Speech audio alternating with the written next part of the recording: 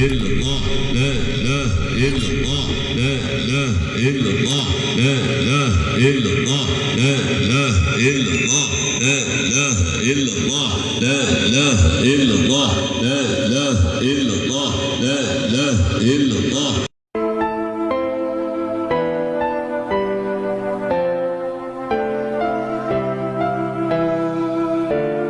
Assalamualaikum warahmatullahi wabarakatuh. Ada sedikit yang bertanya.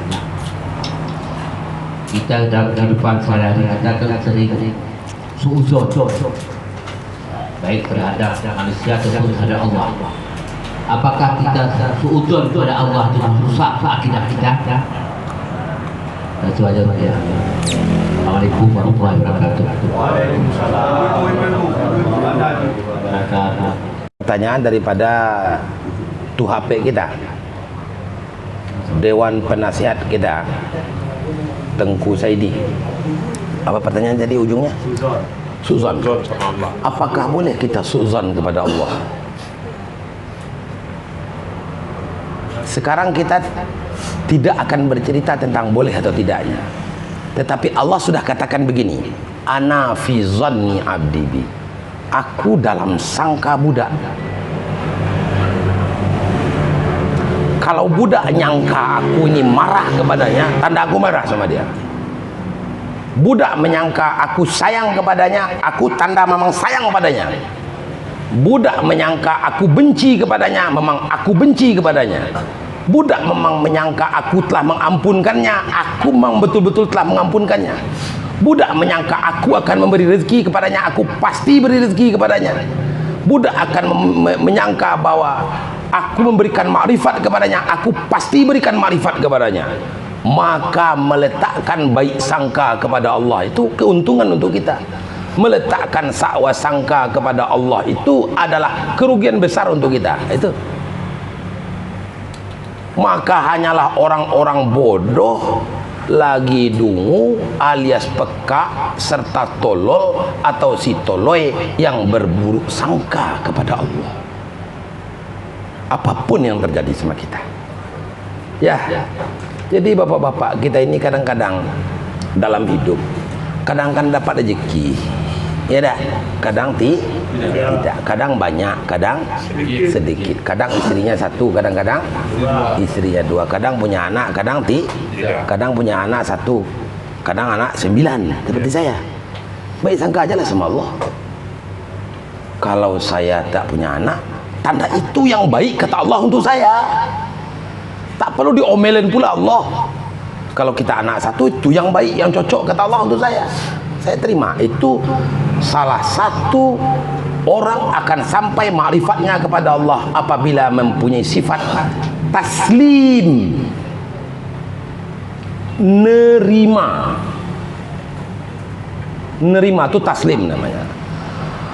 Kalau orang tak mau nerima, tak mau pasrah, maka dia akan Allah biarkan, hidupnya akan sengsara. Sekalipun anaknya, setiap kampung ada anaknya, sengsara di masa hidupnya,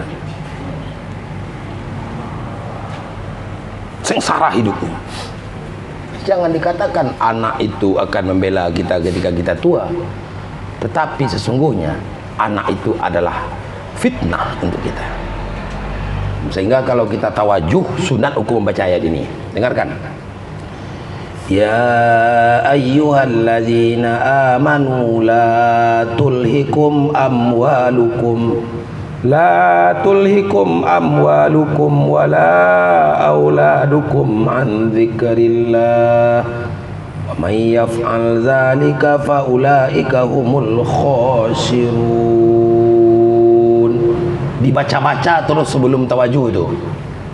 Kalau tak dibaca itu awal tawajuh, kurang tawajuh kita itu.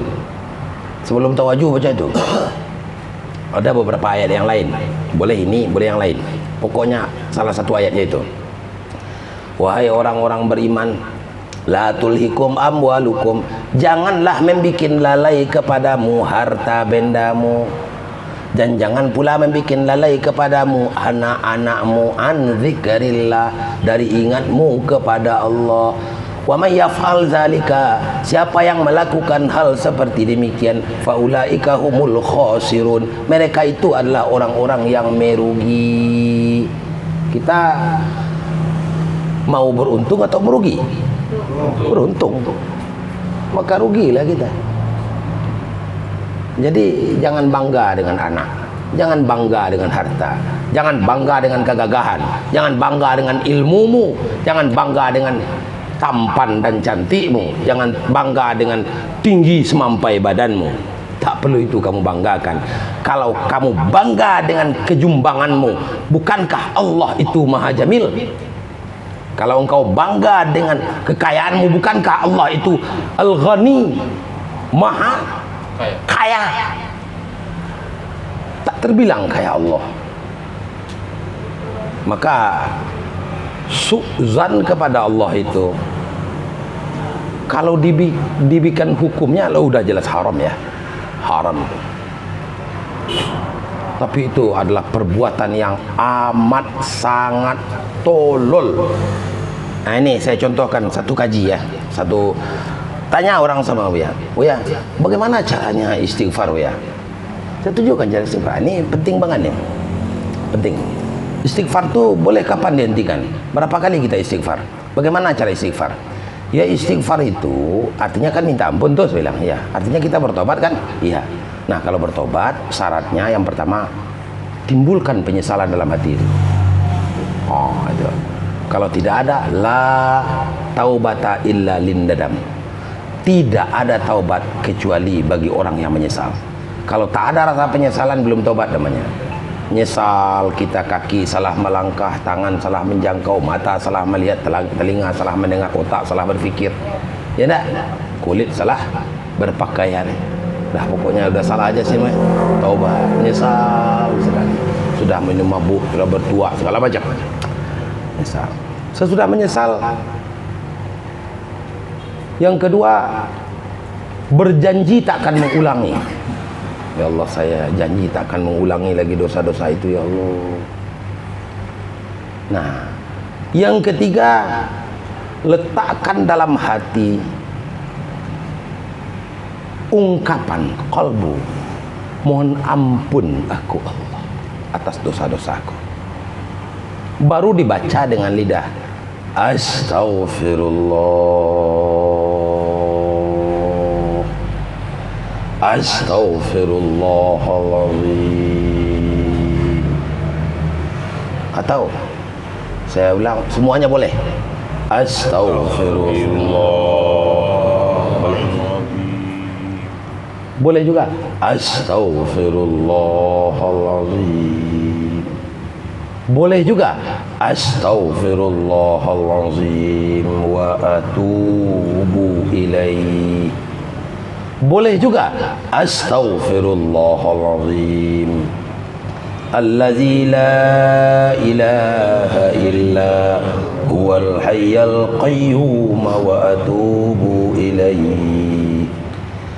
Boleh juga. Astaghfirullahaladzim min kulli dzambin adzabtuhu amdan aw khata'an aw sahwan aw sirran aw alaniyatan wa atubu ilaihi. Min dzambin alladzi a'lamu wa min dzambin alladzi la a'lamu wa anta 'allamul ghuyub wa la haula wa la quwwata illa billahil 'aliyyil 'azim. Boleh, banyak model ya. Kita yang penting berilmu, sehingga kita tidak pernah meletakkan sangka kepada orang amal orang lebih jelek dari amal kita. Di antara tanda-tanda takabur itu, apabila ada orang menyangka bahwa sendalnya lebih baik daripada sendal orang, bajunya lebih baik daripada baju orang, amalnya lebih baik daripada amal orang, istighfarnya lebih baik daripada istighfar orang, ilmunya lebih baik daripada ilmu orang. Itu adalah dia telah memakai sifat ketuhanan, yaitu at-takabbur. Jauhkan itu. Jadi kita yang kita amalkan yang mana? Salah satu di antaranya yang diajarkan guru kita, astaghfirullahaladzim alladzi la ilaha illa huwal hayyul qayyum wa atubu ilaih. Ini udah sempurna. Iya kan? Ada yang lain ada juga, boleh yang lain boleh juga. Sehingga kita tidak sibuk menyalah-nyalahkan orang. Ini yang penting. Makanya ilmu. Ya. Jadi jangan sekali-kali kita nganggap kita lebih soleh dari orang. Kemudian yang kedua, yang selanjutnya, sambil kita fahami maknanya. Mohon ampun aku kepadamu ya Allah, yang maha agung, yang tak ada Tuhan kecuali Dia, yang maha berdiri sendiri, yang maha hidup. Ya Allah, aku taubat kepadamu ya Allah. Tuh artinya itu. Kapan boleh kita berhenti? Apabila dua yang terjadi. Nah, ini pertanyaan Tengku Saidi tadi. Kapan kita boleh berhenti baca astagfirullahaladzim itu? Yang pertama, apabila telah kita ada husnuzan kita diampun Allah. Kalau udah ada ketenangan hati, kayak kita minta sama mak kita, oi mandehkan duang si, aduh kali Padang pula begini nih. Gak apa-apa ya. Ma, kasihlah saya duit agak 1000 ma. Bukankah mak kemarin menjual beras 1 karung mak? Saya cuman perlu duit 1000 untuk belanjar ke pasar mak. Mamaku yang baik hati, yang sayang sama anaknya, peduli sama lingkungan, hanya 1000 Ananda meminta mak. Kamu ini minta gitu-gitu betul? Nih, kira-kira sudah seperti itu kita dengan Allah. Udah, saya sudah ampunkan. Digerakkan oleh kalbu, Allah sudah ampunkan. Husnuzan dengan Allah. Nah, itu yang maksudnya.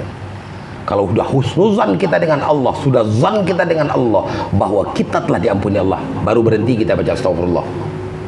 Dibilangkan dengan tangan. Yang kedua, berhenti di bilangan ganjil. Kebetulan kita udah yakin Allah ya, husnuzan yang kuat, Allah mengampuni kita pada bilangan ke-20. Tambah aja 1 lagi. Astaghfirullahaladzim min kulli dzamb, astaghfirullahaladzim alladzi la ilaha. Wajib kita tambah 1 lagi. Kenapa? Karena Allah itu witrun yuhibbul witra. Allah itu ganjil dan suka, cinta dengan yang ganjil. Nah, maka itu dalam tarikat Naqsyabandi itu diatur, jangan sampai lama-lama kita baca istighfar 25 kali paling banyak. Ya, kenapa 25 kali?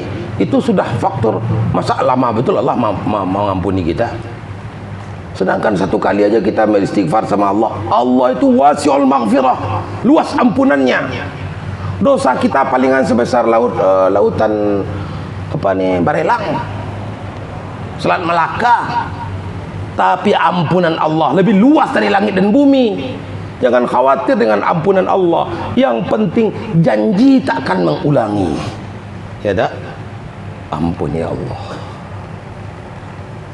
Astagfirullahaladzim. Bertemu dengan Allah. Yang ketiga, sesudah beristighfar kita disuruh untuk menggosok daki hati. Nah, ini kalau kita ibaratkan istighfar itu air, maka sabunnya itu zikir.